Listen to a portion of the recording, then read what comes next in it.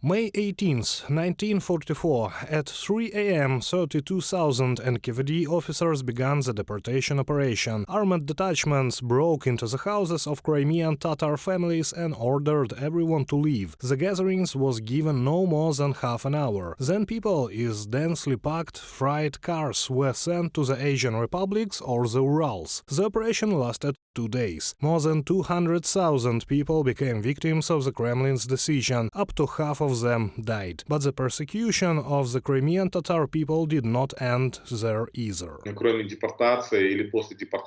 In addition to deportation or after deportation, there was a settlement regime there, and this regime in the settlement was in effect until 1956, when people were deprived of the right to free movement. For more than 50 years, there has been a policy of denying the existence of the Crimean Tatar people. In general, the assimilation of the language, culture, and falsification of the historiography of the Crimea and the Crimean Tatar people was carried out. In addition, I want to draw your attention to the fact that in the 1970s and 1980s, secondary deportation was carried out. That is, people who wanted to return to Crimea with their families were forcibly taken out of Crimea and thrown into the fields.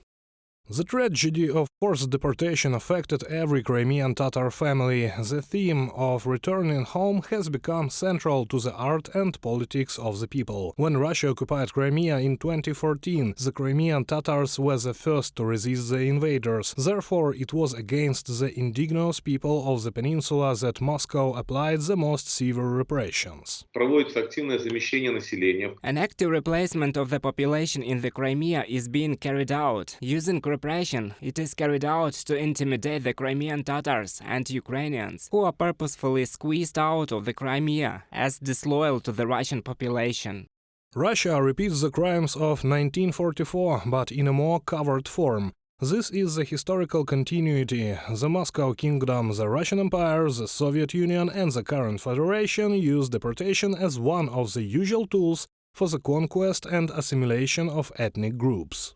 Также депортациям поддавались и другие народы. Other peoples of the USSR also succumbed to the deportations. In addition to Ukrainians, we are talking about 60 peoples and national groups. We are talking about Germans, we are talking about Greeks. We are not just talking about Tatars. These are Chechens, Ingush, Kalmyks and many others. Deportation is one of the basic key solutions to problems for this country. Deportation as genocide, Holodomor as genocide, war as genocide. In 1944, Moscow labeled all Crimean Tatars as traitors to justify their deportation. There was no real evidence for this, and today Moscow claims alleged Nazism in Ukraine, and under the pretext of protection, it illegally deports the population of the territories temporarily occupied by Russia. According to Geneva Conventions, Russia's actions can be recognized as genocide, and the International Criminal Court in The Hague has already accused Putin of forcibly deporting Ukrainian children. Kyiv internationally points to the continuity of the Kremlin's actions and is working diligently to hold Russia accountable for all crimes.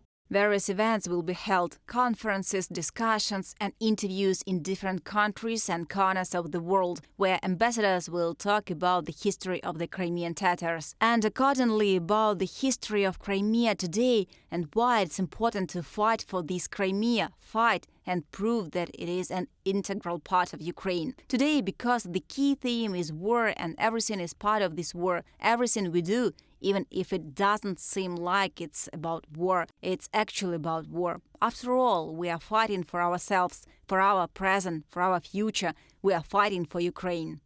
The attempt of modern Russia to mimic a civilized country has completely failed. Slogans about mythical Nazis only affect the internal audience. However, until Ukraine gets the opportunity to liberate all of its sovereign territories, the Kremlin regime will continue to terrorize civilians. Therefore, the entire truly civilized world perceives Ukraine's support as a struggle for its own values.